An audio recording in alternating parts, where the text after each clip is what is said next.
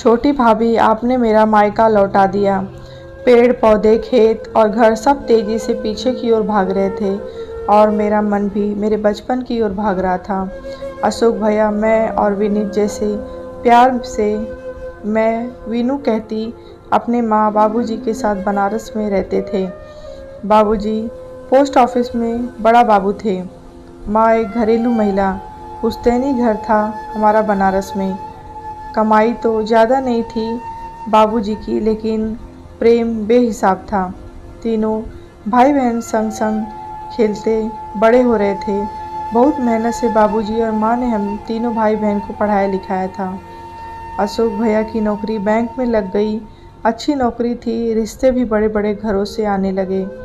सब देख सुन के ऋचा भाभी का परिवार पसंद आ गया सबको। भाभी भी देखने में सुंदर और पढ़ी लिखी थी। जल्दी शादी हो गई। मायका समृद्ध था भाभी का। खूब दहेज मिला। साथ में भाभी का सामान भी एक से बढ़कर एक था। इतने सुंदर सुंदर गहने, कपड़े, मेकअप का सामान देख मेरी आंखें फटी रह जाती। उम्र भी ऐसी ही थी कि स्वतः मन आकर्षित हो जाता। एक दिन भाभी को कमरे में ना पा उनकी लिपस्टिक लगाने लगी। तभी भाभी ने देख लिया और घर में हंगामा मचा दिया। खबरदार जो मेरे सामान को हाथ भी लगाया।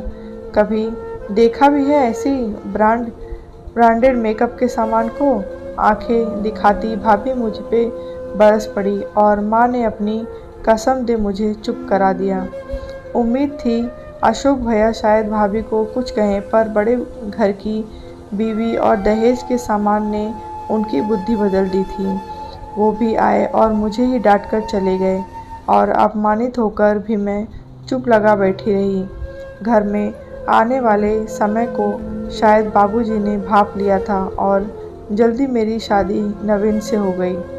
ससुराल ऐसा मिला जहाँ पहले से ही मेरी सासू माँ ने हर रंग, हर ब्रांड के मेकअप और कपड़ों से मेरा कमरा सजा दिया था। इधर मैं विदा हुई और साल लगते लगते माँ बाबूजी भी एक एक कर चले गए। अशोक भैया तो भाभी के पल्लों से पहले से ही बन गए थे और भाभी ने भी मुझसे कोई संबंध रखना उचित नहीं समझा। मेरा मायका अब ख़त्म हो चुका था, फिर भी हर तीज त्यौहार में मायके की यादों की टीस उठती और स्वतः दब भी जाती। कुछ सालों बाद वीनू की नौकरी भी लग गई और अपने साथ काम करने वाली एक लड़की से उसने कोर्ट मैरिज भी कर लिया। करता भी क्या, कोई बड़ा था भी नहीं जो उसे घोड़ी चढ़ाता। एक झटके से ट्रेन रुकी, खिड़की से झांक कर देखा तो वीनू नज़र ही नहीं आ रहा था। दिल घबरा उठा। दिल्ली जैसे शहर में वीनू नहीं आया लेने तो क्या करूं? मैं अभी सोच ही रही थी कि आवाज़ आई, दीदी। पलट के देखा तो वीनू था। मेरा भाई, कितना बड़ा हो गया रे तू। वीनू कह गले लग गए हम दोनों। भाई बहन, आंखें आंसुओं से डूब गई हम दोनों की। चलो दीदी, सामान उठा, हम घर की ओर चल दिए। दरवाज़ा रितु ने खोला। मेरे वीनू की पत्नी, गुलाबी सूट, बड़ी बड़ी आंखें और मुस्कुराता चेहरा झट से मेरे पैर छू गले लग गई, जैसे बरसों से जानती हो। मैंने वीनू को देखा तो वो भी मुस्कुरा रहा था। सफ़र कैसा था दीदी? बढ़िया था रितु, कोई परेशानी नहीं हुई, मैंने कहा। नहा धोकर आई तो खाना तैयार था। देखो दीदी, सब कुछ तुम्हारी पसंद का बना है आज। ये देखो, दही बड़े भी बनाए हैं। रितु ने, याद है माँ बनाया करती थी और आप चुपके चुपके कितना खा जाती थी। उत्साह से वीनू बोलता जा रहा था। खाना बहुत स्वाद बना है रितु। मेरे कहते ही बच्चों का चेहरा खिल गया। 2 दिन रही वहाँ और दोनों दिन मेरे छोटे भाई भाभी ने मुझे सिर आंखों पर बिठा के रखा। थोड़ा अजीब भी लगे, आदत ही नहीं थी मायके के ठाठ और मायके के लाड़ लगवाने की। वापस आने वाले दिन रितु सुंदर सी साड़ी, बिंदी, सिंदूर और एक लिफाफा लेकर आई। ये भी रख लीजिए दीदी।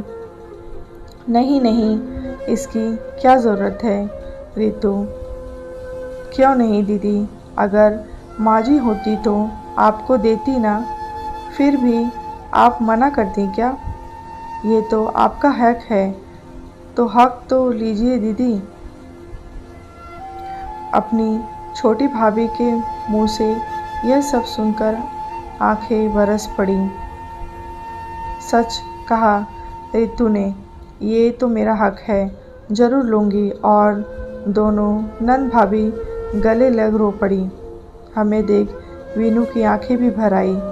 मुझे पता है दीदी, इतनी बार बुलाने पर भी आप क्यों नहीं आती थी, लेकिन दीदी सारी भाभियाँ एक सी नहीं होती हैं। आपका मायका हमेशा बना रहेगा, ये मेरा वादा है। अपने भाई भाभी को ढेरों आशीर्वाद और प्यार दे मैं आ गई वापस अपने ससुराल, अगली छुट्टियों में वापस जाने की, क्योंकि मेरी भाभी, छोटी भाभी ने आज मेरा मायका जो लौटा दिया था। यह कहानी आपको कैसी लगी है कमेंट बॉक्स में बताएं। लाइक करें, शेयर करें, चैनल को सब्सक्राइब करें।